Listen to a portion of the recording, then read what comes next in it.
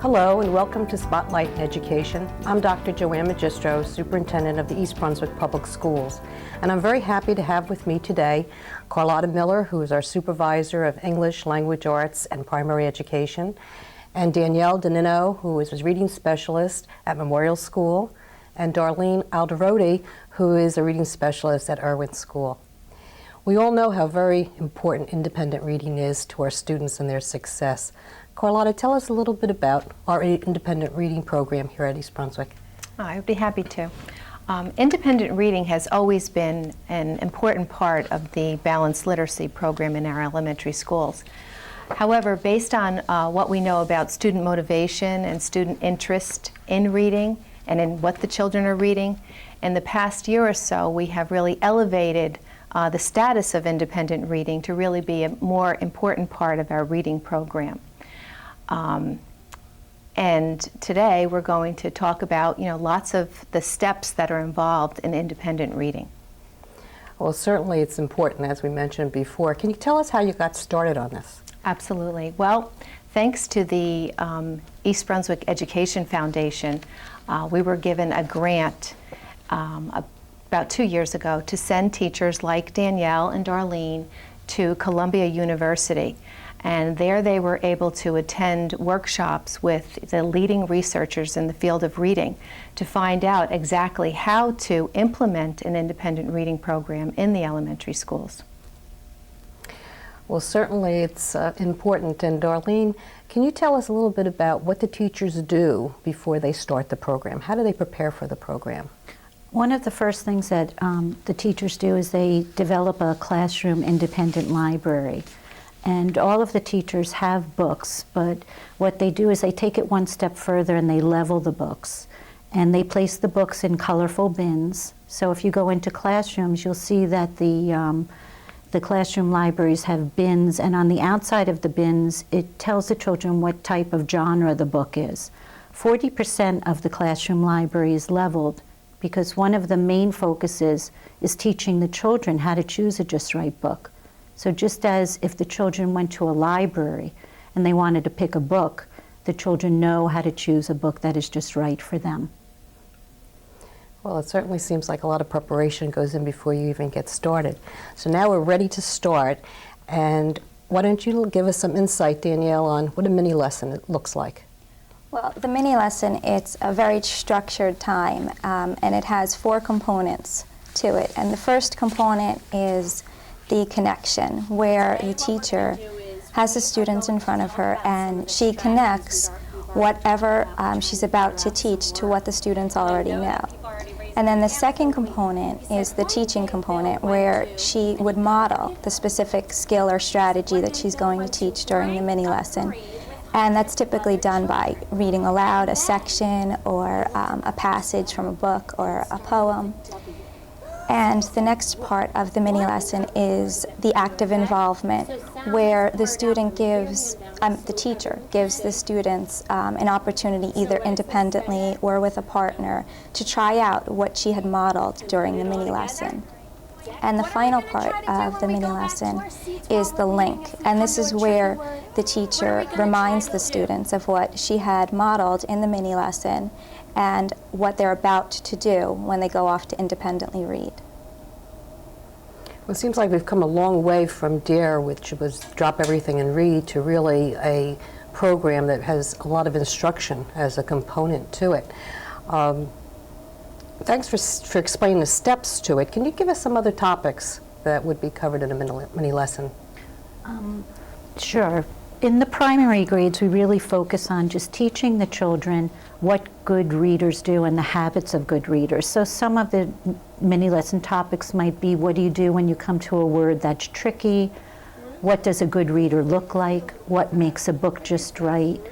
How to read the way you speak, which is fluency. And then in the upper grades, we really get into the story elements, character analysis, different genres, really how to respond to books, how to talk about books in literature circles or book clubs. So, and it really is based on the assessment, the teacher assessment of the children. Whatever the children need, then the teacher will take that need and create a mini lesson for it. So the assessment really does drive the instruction. Well, from the video, we can see that the students are not only reading and thinking about their reading, but they're sharing with other students. Can you talk to us a little bit about what that interaction is between the students? What kinds of things are they discussing? Sure. During their partnerships, the students are basically focusing on comprehension. They're really learning how to hold each other accountable for the things that they're reading and how to really listen to each other.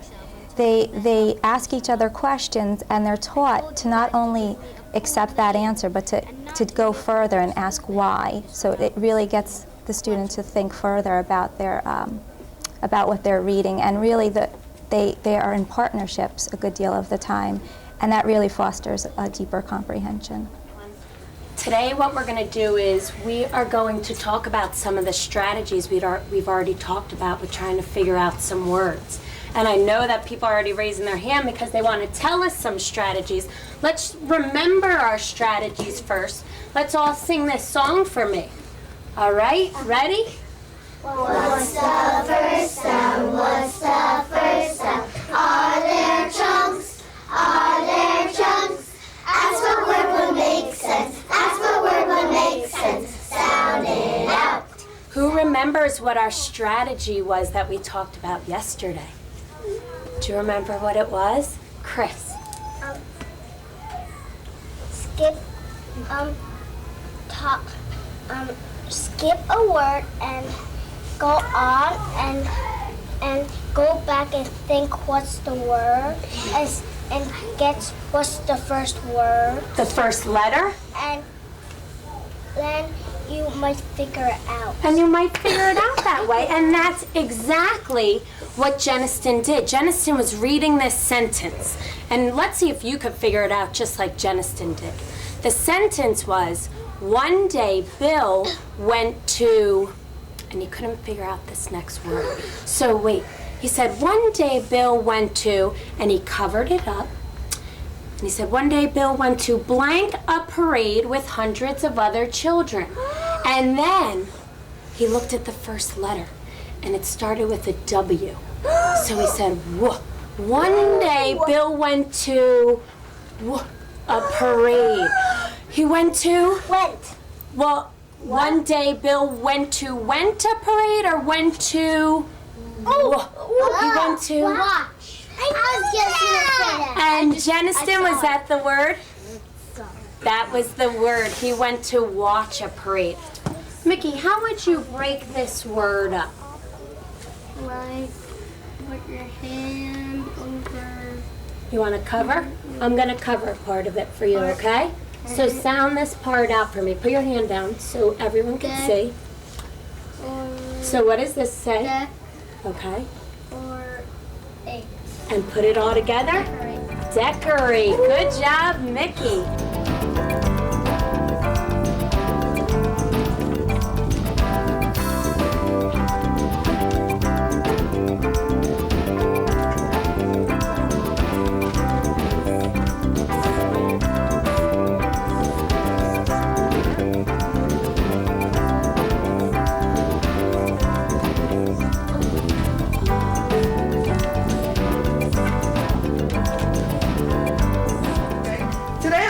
Like us to revisit making text-to-self connections. And what I have for us today, I have two small poems, and one of those poems I'll read out loud, and I'm actually going to try to make a text-to-self connection after I read it. Then I have another small poem that I want to see if you can make a text-to-self connection. You'll have an opportunity to share it with your neighbors, okay? And then we'll share it together. So the first poem that I have is called Sometimes. And sometimes I like to be alone and look up at the sky and think my thoughts inside my head. Just me, myself, and I. And I have to tell you, when I saw this poem, I instantly thought of me. Instantly thought of me. So I have a very busy life. I do a lot of things, right? And sometimes I just need to be alone. Just me, myself, and I, just alone with my thoughts. And one of the things I do is I put on my sneakers, and I put on my Walkman, and I go and I take a walk. Right? And when I'm taking a walk, I'm looking around, right? Because that just helps me free my head of all these crazy thoughts that I have. Right? So that, would you say that that was a text to self connection? Yeah. Right? As soon as I found this poem, I'm like, aha, it's me. It reminds me of me. Something that I do. Right? So I had to pull this one out. I just had to. But now I have a fun one that I'll read out loud. And I think some of you will have some text to self connection. Because I really liked this one. You ready? Okay. It's called Eat It. It's good for you. It is. Okay? Ready? Eat it. It's good for you. That makes me mad. How could something good for you taste so bad? You. Try it. You'll like it. I know that's a lie. I know I won't like it, so why should I try? I mean. Just take a nibble. Just a little taste. What's good is a nibble? The rest goes to waste. Eggplant is icky. Spaghetti is fine. Why can't they eat their food and let me eat mine? I had a feeling that we'd have some of you who would make connections, right? So that, I didn't want to eat broccoli. and you didn't want to eat your broccoli? Oh, I can't Right, eat right. And your parents broccoli. wanted you to eat it? These are excellent, excellent text to self connections.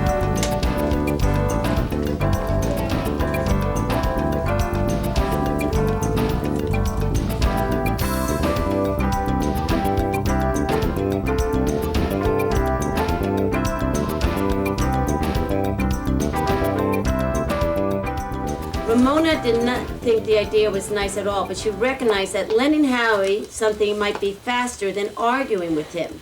She ran into their house where she snatched up the first thing she saw, a stuffed rabbit that had already been given hardware before the cat had adopted it as a sort of practice gopher. The cat liked to chew the rabbit's tail, carry it around his mouth, or lie down and kick it with his hind feet. Remember how that got us to react? That's funny. All right. So that's how the author is getting us to understand what he's writing about, to get your reaction, to get you involved with the book.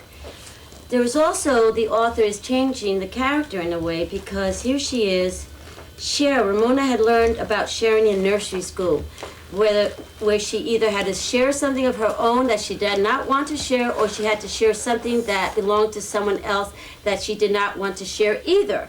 That's all right, Howie, she said. You don't have to share my rabbit. Notice that the character is changing a little bit. Ramona, remember how mean she always is? And here she's putting out a good thought. And what does that remind you? What kind of connection? What are we learning in school to be? Audrey. A giraffe. A giraffe. So she's sort of changing. We're going to see a change here. So let me start reading, because today I would like you to work on making connections. Just like you did in this reading this morning of Tracy's, please talk to your partner and tell your partner when you made a connection to a book that reminded you of yourself or something that you have experienced. After about 20 minutes of searching, George and Harold finally came across a room they had never seen before. They entered cautiously, stepping quite quietly past the rows and rows of them. Anthony, how do you choose books that you are going to read during independent reading? First, I choose what type of book. Do I want a chapter book, a fairy tale, fiction, non-fiction, or an animal? In any chapter book that I pick, there's no more than at least 12 real hard words. So there's a certain amount of words I can't pronounce, but most of them are words I've either heard of or can easily pronounce. You pretty much said that you choose the book that you want to read, you understand the words, and you can understand what the book is about. And when you are finished, do you write a response to Miss Clark? Fine. And what do you do in that response? I write about like what the characters are, how I can relate to them, and maybe a connection. Very good.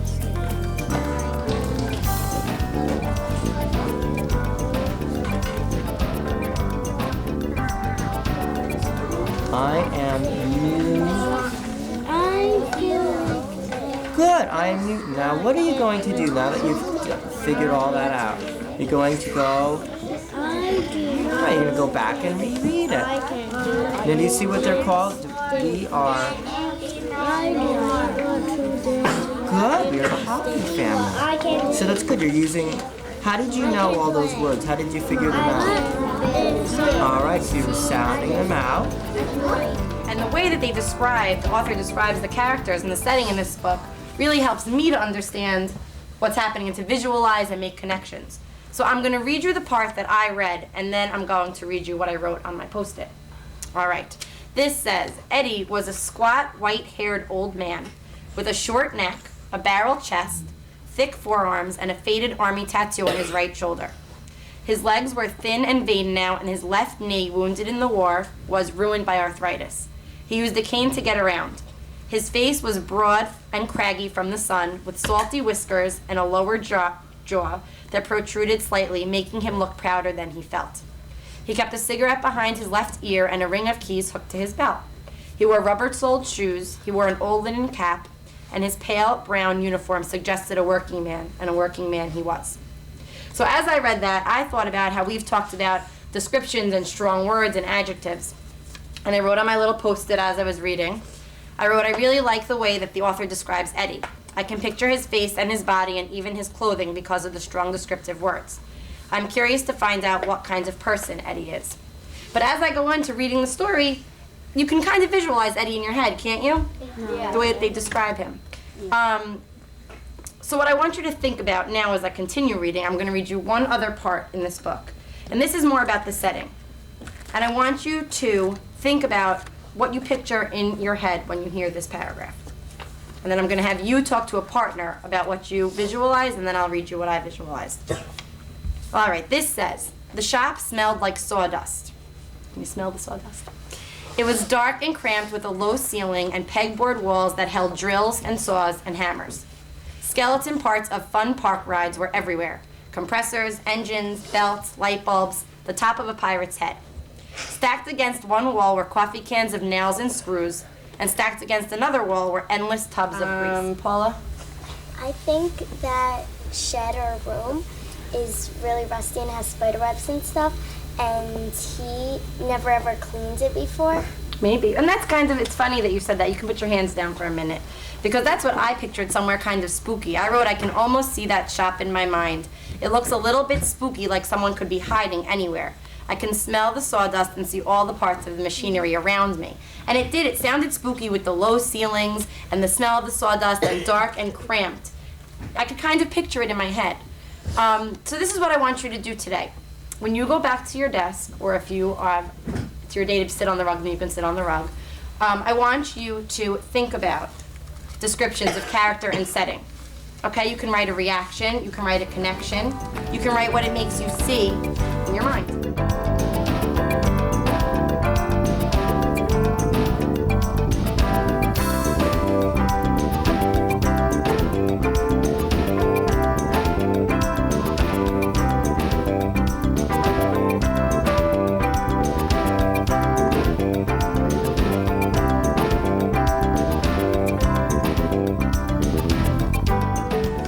How do you think she feels she's trying to catch up with them? Like, frustrated. Probably. Go ahead, keep going. Look, she cried, pointing. The others looked. Below them and to one side was the lake. They could see only part of it. Yesterday we read a part from a book, and it was in first-person point of view. Will somebody refresh my memory on how we know if something is in first-person point of view and what that means? Nicholas? Instead of using their name, they would say I. They would say I. What else about first-person point of view? Kyle? They're telling the story. They're the ones telling the story. Also, it could be like if I was making like an autobiography and I wanted to make it in first person, it would be like, oh, I got like $50,000 at the end of my life. Right. You're telling everything in your own point of view. The author is the main character. Also, if you know, a way to know if it's first person is if they say like Scrooge said, like in A Christmas Carol, if they said that, then it wouldn't be in first person. Right. Today we're going to talk about when something's not in first person. Listen while I read. Beatrice Quimby's biggest problem was her little sister Ramona. Beatrice, or Beezus, as everyone called her, because that was what Ramona had called her when she first learned to talk. Knew other 9-year-old girls who had little sisters who went to nursery school, but she did not know anyone who had a little sister like Ramona. Everyone listen to that paragraph? Who told this story? Who's the narrator of this story? Mike. The author. The author is the narrator of this story. Do we meet the author in the story? No. Does anybody know what that's called when the person telling the story is not a character in the story? Caitlin? I think it's third person. Excellent. It's third person point of view. Most of the books that we read are in third person point of view. Turn and tell the person next to you if the book you are reading right now is in first person point of view or third person point of view. First person because it says right here, my sister, blah, blah, blah. It always says first person, and mine's third person because it says who said. Michael.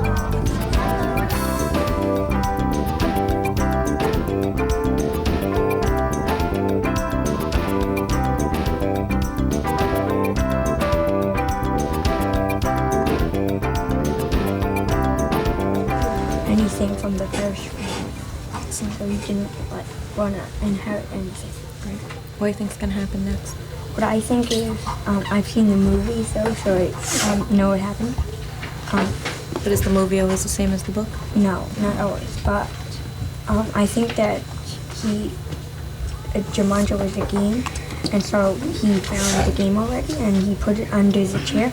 So I think that he's gonna pick it up and play it with his friend named Sarah. Okay, so what did you just make for me? A prediction. Excellent prediction, Josh. Full 8 points. Give up the good one.